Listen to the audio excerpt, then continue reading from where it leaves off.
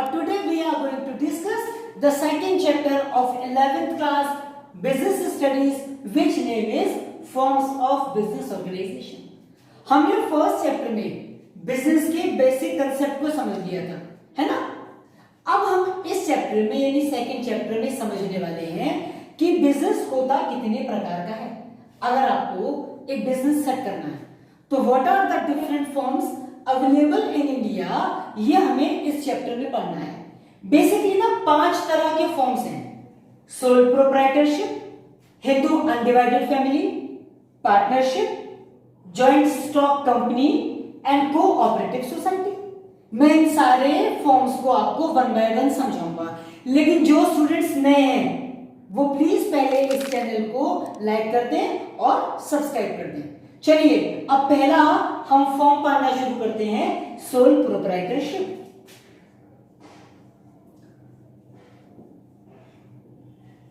Sole proprietorship क्या होता है? जैसा कि आप देख रहे हैं ये ना 2 वर्ड्स का कॉम्बिनेशन है। सोल का मतलब क्या होता है? सिंगल, और प्रोप्राइटर का मतलब होता है ऑनर, यानी कि दोनों को क्लब कर दे तो क्या बनेगा? Single owner. एक ऐसा बिजनेस का सेटअप जिसमें एक ही व्यक्ति, only one person, control the business, supervise the business, do all the operational activities, bear all the risk and recipient of all the profits. एक ऐसा व्यक्ति जो अकेला ही अपना बिजनेस सेटअप करे, सारे प्रॉफिट्स भी उसके हों और सारे लॉसेस भी उसके हों, उसको कहते हैं सोल प्रोप्राइटर।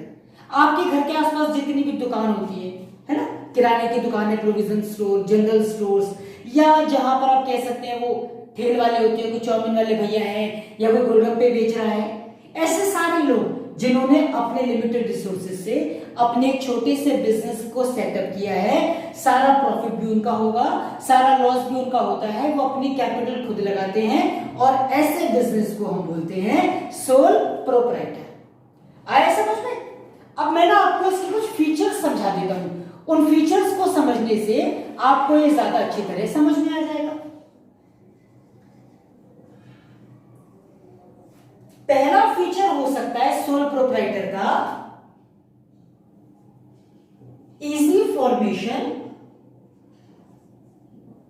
एंड क्लोजर, यानी ऐसे व्यापार को शुरू करना और बंद करना दोनों ही बड़ा आसान है। आपको सरकार से कोई परमिशन नहीं लेनी। अगर आपको एक सिंपल ठेल लगानी है चाउमीन की या भल्ले की, तो क्या आप दिल्ली जाके परमिशन लेकर आएंगे प्रधानमंत्री जी से? नहीं ना, क्योंकि ये तो सिंपल छोटी सी ठेल है, आप जब चाहें तब शुरू कर सकते हैं। और अगर आपको लगे कि भाई नहीं, this is not working properly, तो whenever you want you can close it, है ना। तो इसको खोलना भी आसान है और बंद करना भी आसान है, क्योंकि इसमें लीगल फॉर्मेलिटीज बहुत कम है। दूसरा, quick decision making. As I told you कि आप अकेले ही बिजनेस के मालिक हैं और कोई पार्टनर तो है नहीं, ना किसी ने कैपिटल इन्वेस्टमेंट किया है, तो you are free what you want to do. आप तुरंत डिसीजन ले सकते हैं कि आपको अपने व्यापार के लिए क्या करना है और क्या नहीं करना है।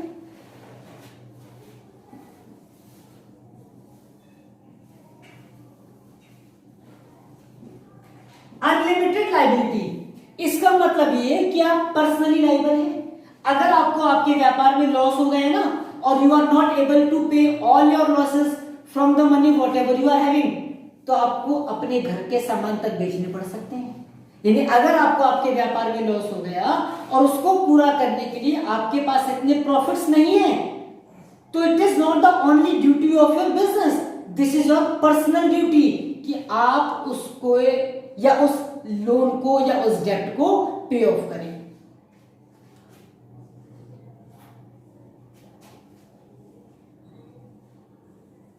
लिमिटेड रिसोर्सेज, अकेला व्यक्ति है, साधन सीमित है। अगर आपको बिजनेस सेटअप करना है तो कहां से कर सकते हैं?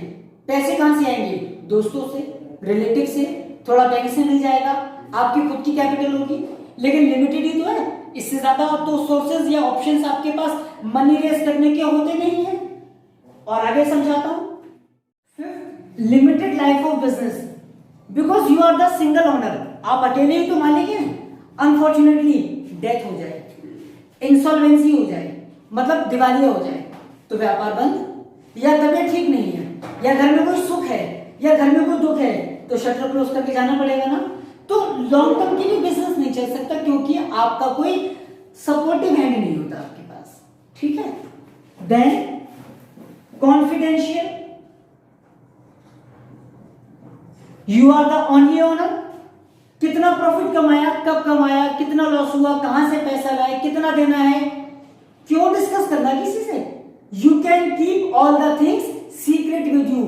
आपको अपने व्यापार की जानकारी किसी को देने की जरूरत नहीं है, और कोई आपको कंपेल भी नहीं कर सकता कि भाई इंफॉर्मेशन हमें दीजिए। देन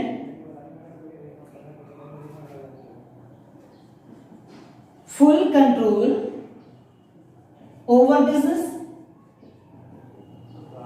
बिजनेस कितना सेटअप करना है, कितना कैपिटल लगाना है, what is the time of opening, what is the time of closing, दुकान पर क्या रख के बेचना है, क्या नहीं बेचना, all the control related to you only. हाँ, इलीगल वर्क मत करना, लीगल वे में, जेन्युइन वे में आप जो भी करना चाहें, आप पूरी तरह से स्वतंत्र हैं, पूरा कंट्रोल आपका आपकी बिजनेस के ऊपर रहता है, ठीक है।